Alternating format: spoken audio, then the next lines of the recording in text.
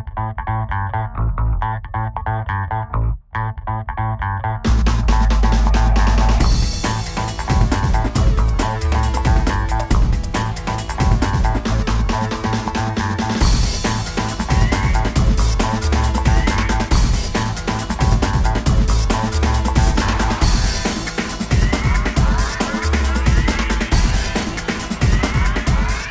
fait, on est intervenu pour mettre en place des ateliers parce que c'était un forum pour l'emploi et alors nous on s'occupait de toute la partie gestion du stress et des émotions en rapport avec les entretiens et donc il y a eu un deuxième groupe toujours avec l'école qui s'est occupé de la sensibilisation au mauvais recrutement, les choses à ne pas faire et comment bien se préparer et comment faire un bon entretien.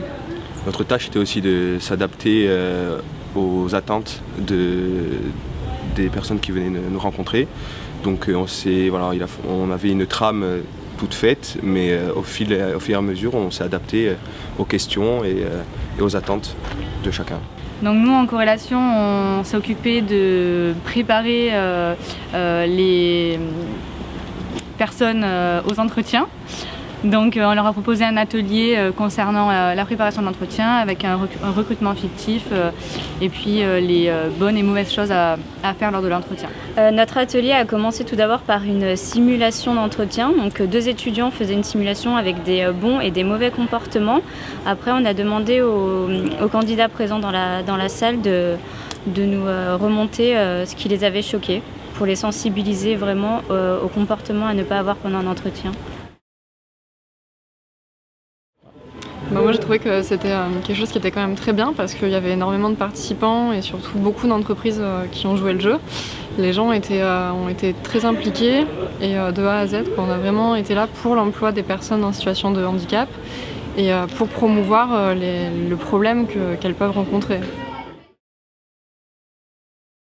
Moi, ça va me servir pendant des entretiens justement à faire la distinction entre quelqu'un qui a subi un accident et qui change d'emploi, qui n'a pas forcément d'expérience dans ce nouveau domaine.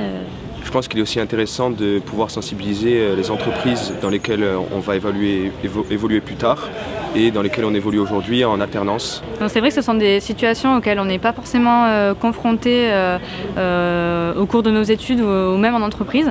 Donc voilà, c'est quelque chose qui apporte beaucoup sur le plan humain et c'est vraiment une bonne idée que l'IAE ait pu participer à ce forum et qu'on ait pu participer à l'animation des ateliers. Ça sensibilise énormément au handicap invisible en fait, des personnes qui ne sont pas forcément, comme on pourrait imaginer, en fauteuil roulant et qui nécessitent des aménagements de poste qu'on ne pourrait pas penser en fait. C'est des procédures et des process de recrutement auxquels on ne pense pas quand on recrute des gens.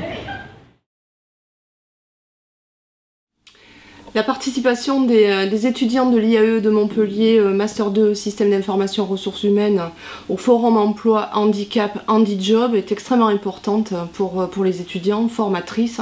Elle leur permet de se mettre en situation et de simulation d'entretien avec des salariés en situation de handicap. Elle a été réalisée grâce à un partenariat avec Manpower, Cap Emploi et l'AFPA.